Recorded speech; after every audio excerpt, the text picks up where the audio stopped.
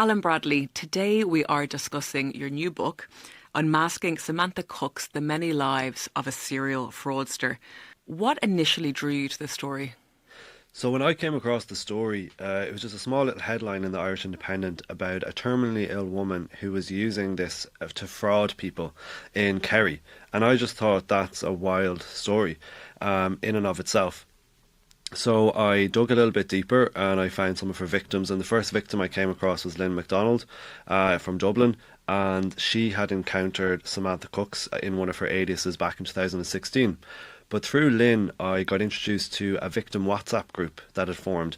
And this is where victims from across Ireland, across the UK, had come together in this group and were kind of working together for a few years to kind of try and get the story out there and stop Samantha doing what she was doing. So the more I got into that WhatsApp group, the more I realised there was layers and layers and layers to this story. There was deception going on for well over a decade. So it kind of blew my mind, and I knew this is a story that has to be told. Mm-hmm. A lot of our listeners will be familiar with Samantha Cookes from the headlines, over the years, and indeed the podcast that the Indo Daily has done on the subject. But for anyone who today is coming to it fresh, what do we know about her? Who is she? So Samantha Cookes is an English woman from Gloucester. She was born in 1988, and by all accounts she had a happy childhood growing up there. She attended an all-girls school that was quite prestigious, a grammar school in Gloucester, but her family and her friends would have told me that from a young age there was kind of a propensity to tell lies, sort of being wrapped up in fantasy land, tall tales, that kind of thing. Harmless, but constantly there. So much so that her mother actually told her first boyfriend, you can't trust a word she says. So there was quite a lot of lying going on.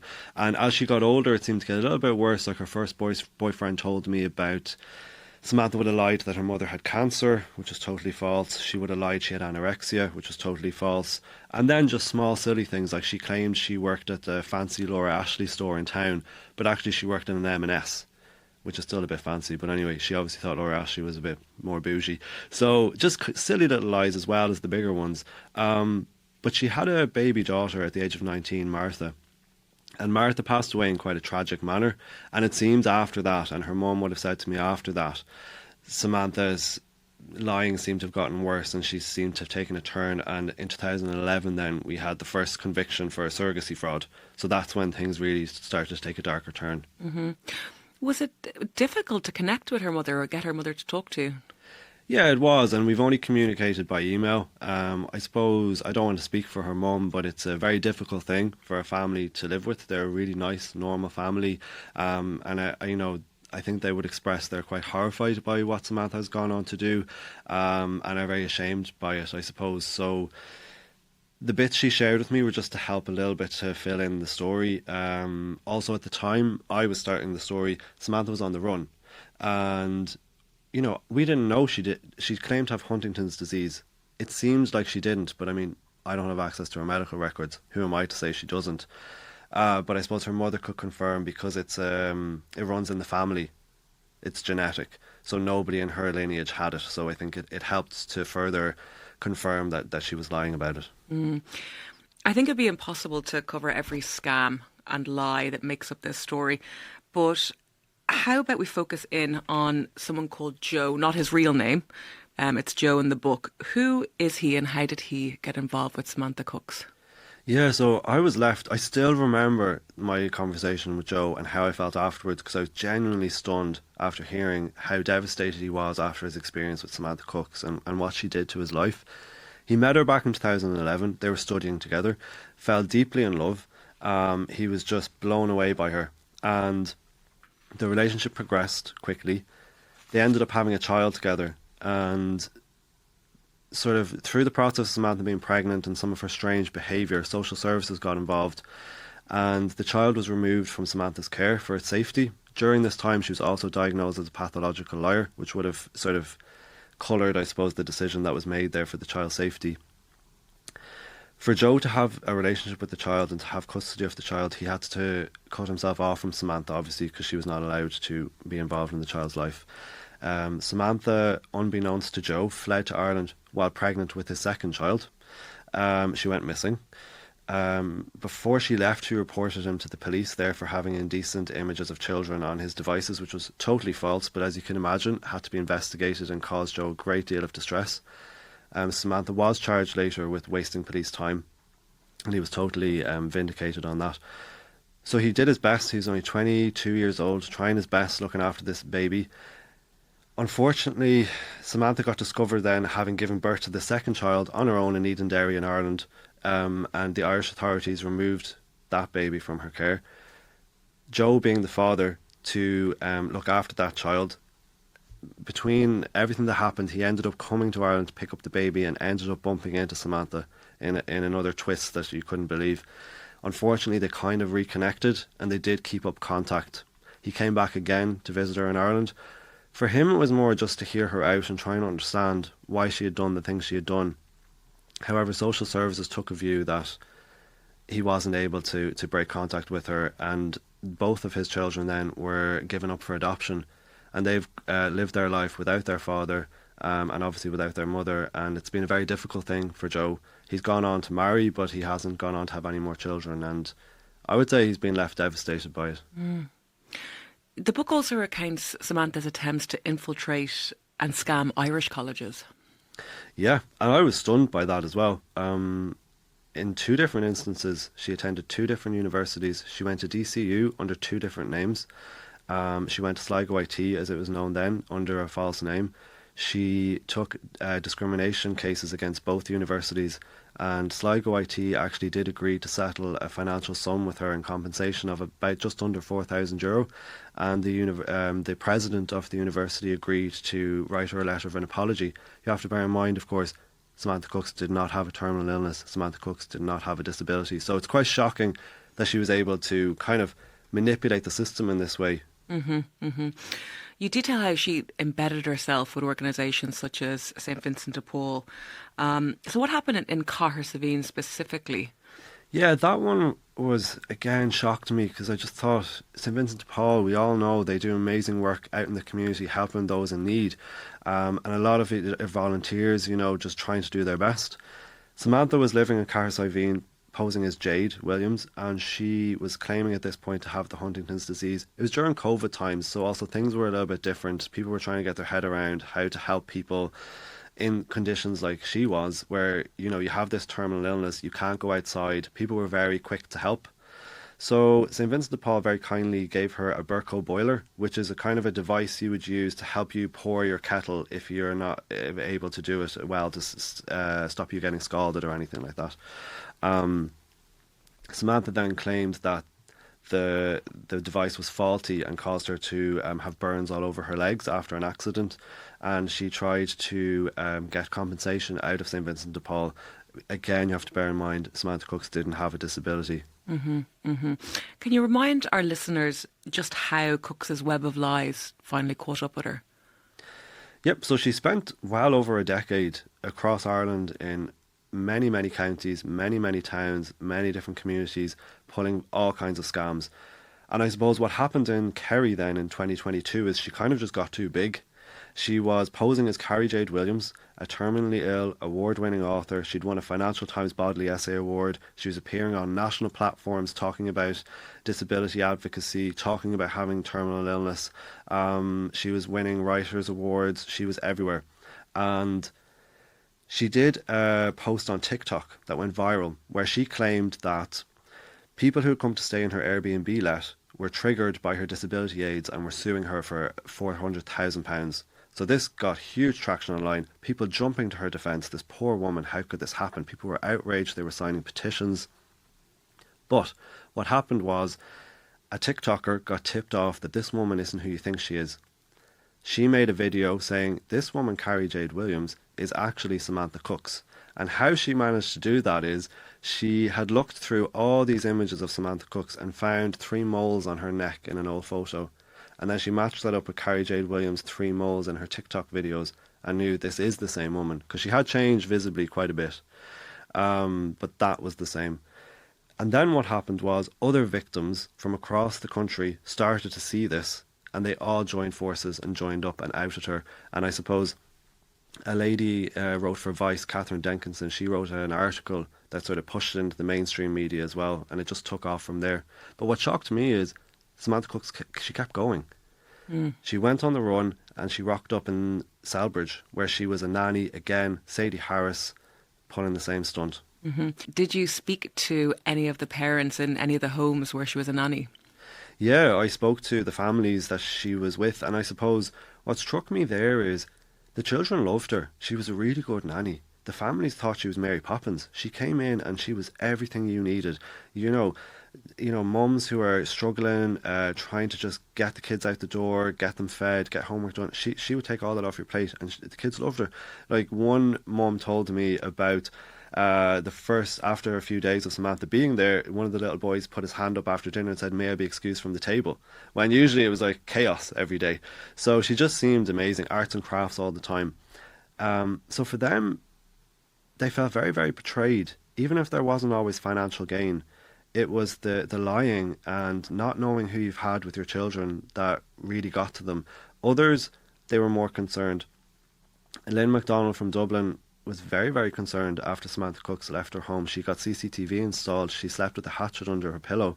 So before Samantha had left, she was pushing Lynn to sign passport papers for her Lynn's young daughter, that would allow Samantha to take Ellie abroad without Lynn there, because they were planning a Lapland trip. So when there was no Lapland trip, and that was clearly bogus and Samantha had fled, Lynn was left wondering why would she want passport papers to take my child abroad without me. So there was great concern. There's a lot of concern there. So, I mean, at this point, the internet sleuths are on her case and they're putting it all together, putting all the pieces together, but she's still out there doing this. So what actually stopped her then? So what stopped her in the end is, again, her Carrie Jade Williams persona and the Huntington's disease. Although it shone so bright and got her so much attention, it was her downfall. It outed her on social media and then the mainstream media. But it also caused Gardaí to look at the welfare fraud that she was carrying out. So she was getting payments from the Irish state because she had a terminal illness and because she was disabled, which of course was not true. So eventually Gardaí kind of cracked the case. They spent a lot of time tracking her and finally arrested her in Tralee in 2004. And then in 2025, she was finally sentenced. You attended that court case? I did attend it, yeah. And I remember, and that's what strikes me about Samantha Cookes, and a lot of her victims would say, she's a really likeable person straight away. She has this ability to charm people and for you to empathise with her.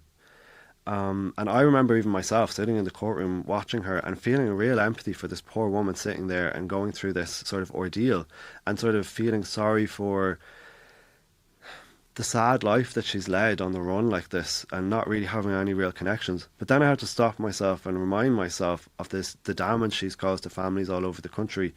But it just struck me, she has this ability to just make you connect with her instantly. And there's no getting away from that. The damage is absolutely huge, and for some people they're still dealing with the damage of it. A source gave me a load of her old journals, discarded journals, documents and musings and her writings.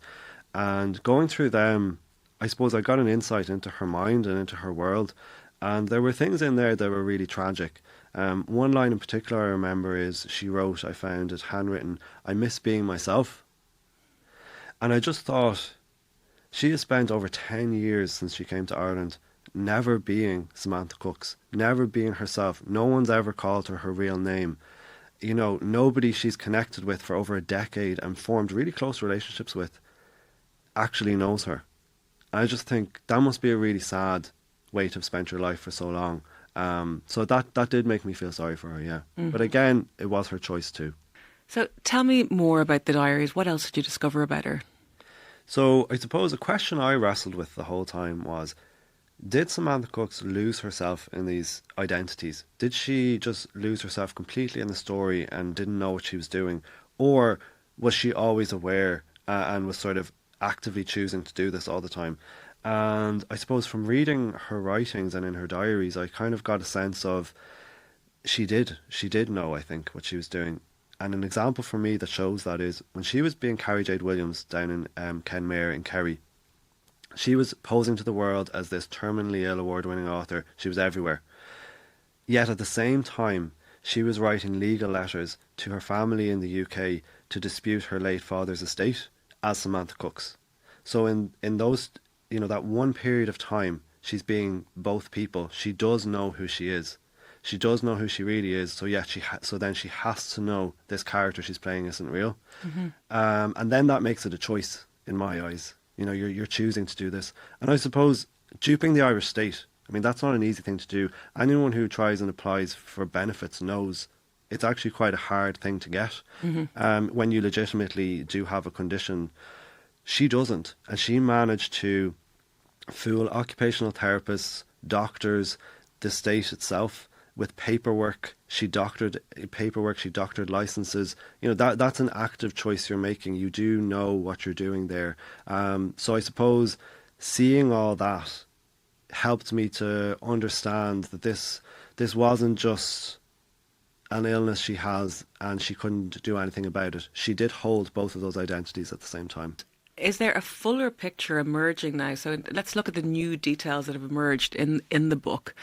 Are there any other threads that you would have liked to have pulled on or that are worth exploring? I suppose what I found, because I've made a documentary about this as well, and now the book, which has loads of new information. And that's the thing. Every time we do a piece on it, I think the story's finished. And then a whole new wave of victims come forward, or a whole new lines that we just knew nothing about. So, yes, I would imagine this is a story that just seems to keep going and going. And I think Samantha was prolific. And I think we'll perhaps never fully know the extent of exactly what she's done across the country. Mm-hmm, mm-hmm. So what's next? Will there be a second book? Maybe. See how this one goes. It's an incredible story, and I think I just wanted to give the people who hadn't had a chance to tell their story yet the platform to do it. Finding her writings and reading through them, I think provided an opportunity to get an insight into her world that we hadn't had before. So maybe the next one is Samantha writes her own book. I don't know. She's a great storyteller. You were saying when we were off mic how intelligent she is and how it's a shame really that people like her don't use those talents for good. 100%. She's super talented person, super smart. Like, she won a Financial Times Bodley Essay Award for her writing. Now, she wrote claiming to be coming from the point of view of having Huntington's disease. So she presented something that was fictional as non-fiction, but it was still good writing. Yes. So I would hope going forward that she might perhaps take the opportunity now that she's been in prison to sort of sit with that, reflect on what she's done, and maybe use everything she has to do something way more positive. And a lot of her victims would feel the same too. The people she targeted are lovely, empathetic, open, caring people. None of them are gunning for her or want to see any harm come to her. They just want her to stop doing what she's doing. And most of them would wish her well. Like, she lived in their homes. She was there with their children. You can't switch those feelings off. They really loved her. They liked her. What she did to them was awful, but they just want her to stop this now. And then they wish her the best. And hopefully she'll turn it around. What's life like for her in prison? Well, what we know is she's still serving her sentence in Limerick Women's Prison. She's engaging in all kinds of different courses like calligraphy, apparently. So she is using her time there. I think she's working in the laundry as well. I have heard reports from some people in the prison that she is complaining about things quite a bit. Like, she's not overly comfortable there. I think she's complaining about the food, and she's not too happy in general about the situation, as perhaps you wouldn't be when you're in prison. But all in all, she seems to be taking the opportunity to do courses and make the most of the time that she has there. So hopefully that would indicate she might move forward more positively. Alan Bradley, thank you so much. And for listeners who want to read more of these stories, your new book, Unmasking Samantha Cookes, The Many Lives of a Serial Fraudster, is in bookshops now.